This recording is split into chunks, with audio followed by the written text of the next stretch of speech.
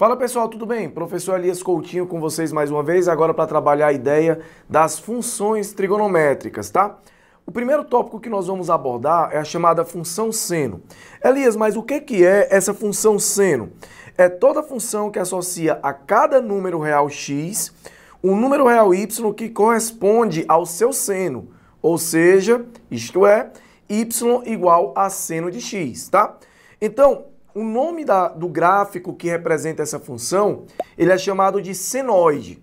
Então, vai aparecer o gráfico para você aí, essa senoide, e você vai perceber que ela é uma função periódica, tá certo?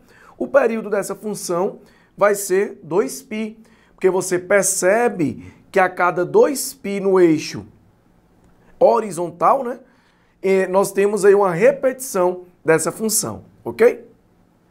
Vale ressaltar ainda que analisando o gráfico nós podemos observar o domínio e a imagem dessa função. O domínio ele vai ser real. Quando você olha o eixo, né, horizontal, que é o eixo OX, você percebe que essa função percorre todo ele. Então qualquer número real serve.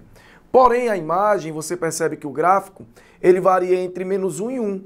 Então nesse caso nós temos o seno, a imagem dessa função especificamente, variando justamente entre esses valores, né? -1 e 1, ok? No nosso segundo tópico, vamos trabalhar a ideia da função cosseno, ok? Também é uma função periódica, tá? Mas, Elias, qual é a definição da função cosseno? É toda função que associa a cada número real x um número real y que corresponde ao seu cosseno, ou seja, o y vai ser igual a cosseno desse ângulo x ou desse arco x. O que eu quero que você entenda agora é o seguinte: o gráfico ele é chamado de cossenoide, é um gráfico periódico, o período dessa função é 2π, quer dizer que a cada 2π eu tenho uma repetição nesse gráfico. O meu domínio ele também é real, porque o gráfico ele vai percorrer todo o eixo OX sem nenhuma quebra, basta você analisar aí. E no meu eixo vertical, esse meu gráfico varia entre -1 e 1. Então, quer dizer que a imagem dessa função é justamente esse intervalo fechado entre -1 e 1, ok? O nosso terceiro tópico trata da ideia da função tangente. Elias, o que seria a função tangente? A definição ela vai seguir uma regra bem próxima daquilo que nós falamos sobre a função seno e a função cosseno. É toda função que associa a cada número real x um número real y que corresponde à sua tangente. Ou seja, y é igual a tangente de x. Qual é a diferença? Esse meu x ele tem que ser diferente de π sobre 2 mais kπ, onde esse k é um número inteiro. Elias, o que isso quer dizer? Quando você olha, né, um gráfico como o da função tangente, você percebe, por exemplo, que esse gráfico ele não corta, tá? O π sobre 2, por exemplo, 3π sobre 2, né? Ele não faz esse trajeto. Então, esse π sobre 2, o 3π sobre 2, o 5π sobre 2, eles não fazem parte desse gráfico. Ah, Elias, entendi. Então, quer dizer que isso daí é o que o x não pode ser. Perfeito. O meu x, no caso aqui da função tangente, ele não pode ser π sobre 2 mais kπ, com k sendo um número inteiro. Ok? Então, só para você estar ciente disso, tá? Elias, e quanto à imagem? A imagem dessa função, ela vai ser o conjunto dos reais. Pode perceber que vem do infinito e vai para o infinito quando se trata do eixo vertical, tá certo? E agora nós vamos falar sobre o estudo dos parâmetros para a função seno e cosseno, que é um estudo bem parecido, né? Então, nós vamos trabalhar da seguinte forma. Imagine que você tem aí, no caso, uma função do tipo a mais b, aí seno de cx mais d, ou cosseno de cx mais d, tá? O que representa essa letra a, esse coeficiente a? Representa que o gráfico ele vai se deslocar verticalmente. Então, esse a, ele representa um deslocamento vertical. O meu b, ele altera a amplitude, tá, desse gráfico. O meu c altera o período. E o D desloca o gráfico horizontalmente. Já com relação ao período das funções seno e cosseno, para eu determinar o período de uma função seno e de uma função cosseno, eu vou ter que utilizar a ideia de o período sendo 2π sobre o módulo do c, onde esse c é o coeficiente do x da função que nós colocamos para você aí, ok? Então se liga nesse detalhe que é importante quando se vai trabalhar o período.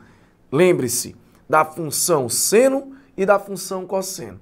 Mas é interessante também que você saiba o significado de cada coeficiente desse, para que você não tenha chances aí de cometer algum erro, tá, numa prova referente a estes coeficientes, tá? Agora, gente, falamos sobre a função seno, a função cosseno, as características dessa função, né, e seus parâmetros, e agora vamos falar sobre a tangente, tá? Na função tangente, vamos pegar algo bem parecido com o que nós trabalhamos na seno e na cosseno. Então, a nossa função vai ser A mais B vezes a tangente de Cx mais D. Lembrando que o A, o B, o C e o D é que determinam movimentos ou comportamento, possamos dizer assim, dessa função. Então, nós temos 4 parâmetros, tá? O A, ele vai deslocar esse gráfico verticalmente, também no caso da tangente. O B vai alterar o formato da curva. O C vai alterar o período. E o D vai deslocar o gráfico horizontalmente. Elias, o período, a forma de calcular ou determinar o período da função tangente é o mesmo da função seno e da função cosseno? Não. No caso da função tangente, você vai ter, ao invés de 2π no numerador, somente o π. Então vai ser π dividido pelo módulo de c. Lembra que o c ele vai alterar justamente o período dessa função. E ele é o coeficiente que vem ao lado da incógnita, muitas vezes, no nosso caso aqui, nós chamamos de x, ok? Vamos falar agora sobre a função cotangente. Ela é a inversa da função tangente. Então, se você analisar o seu gráfico aí, né, você vai perceber alguns detalhes sobre ela. Mas antes, vamos à definição dessa função. É toda função que a cada número real x faz corresponder o número real y, tal que esse y é igual a cotangente de x. Perceba que na função cotangente, analisando o gráfico, o domínio vai ser todo o conjunto dos reais menos κπ. Então, quando você olha para o eixo horizontal, você percebe essa ideia, né, do domínio, tá? Já a minha imagem é o conjunto dos números reais. Mas por que, Elias? Olha para o gráfico da função cotangente. No eixo vertical, né, você percebe que ela percorre todo esse eixo. Então, vai do menos infinito, lá de baixo, até o mais infinito, né? Então, você percebe que qualquer número real serve para a imagem. E quanto ao período, o período dessa função vai ser igual a π, ok? E agora, falando sobre a função cossecante, muita gente acha que é o inverso da função cosseno, mas, na verdade, é o inverso da função seno. Muito cuidado aí, hein? É toda função que associa a cada número real x um número real y que corresponde à sua cossecante, isto é, y igual a cossecante desse x.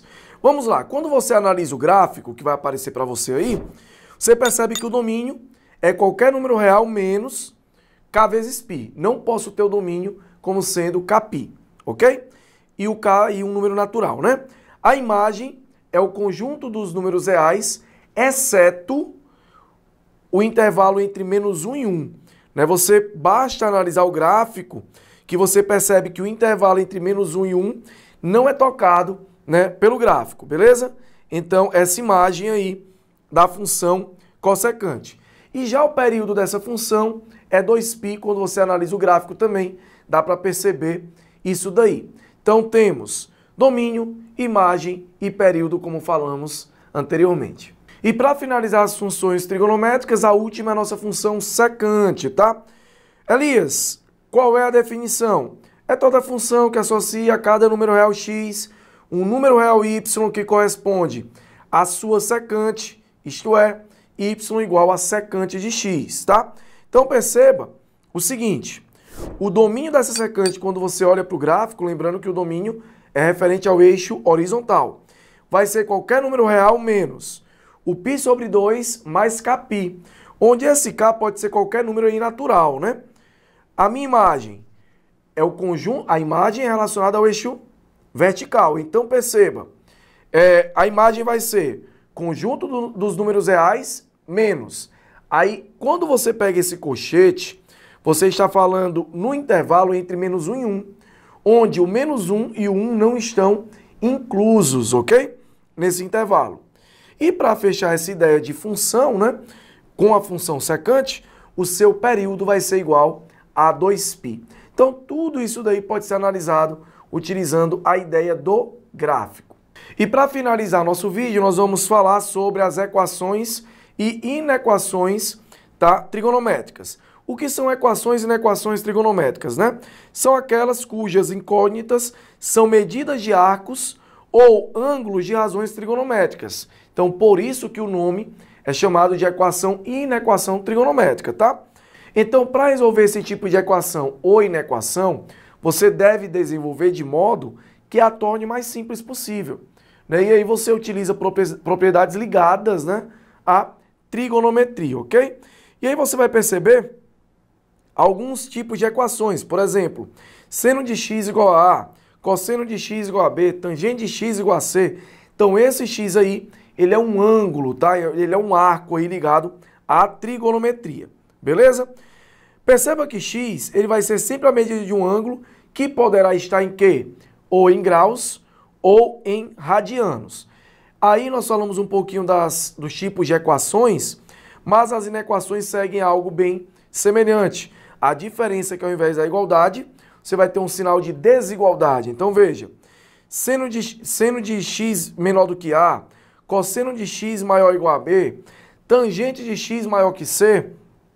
Então, são exemplos aí, tá, de inequações, tá? E para finalizar, primeiramente nós determinamos as soluções no intervalo de 0 a 2π, que é aquela primeira volta no ciclo, né? Depois acrescentamos 2kπ para incluir as soluções congruentes. Só um cuidado quando você for, por exemplo, trabalhar a função tangente, né? Que aí você vai ter que mudar um pouquinho essa sua perspectiva utilizando o kπ, ok? Espero que você tenha gostado do nosso vídeo. Valeu, um grande abraço!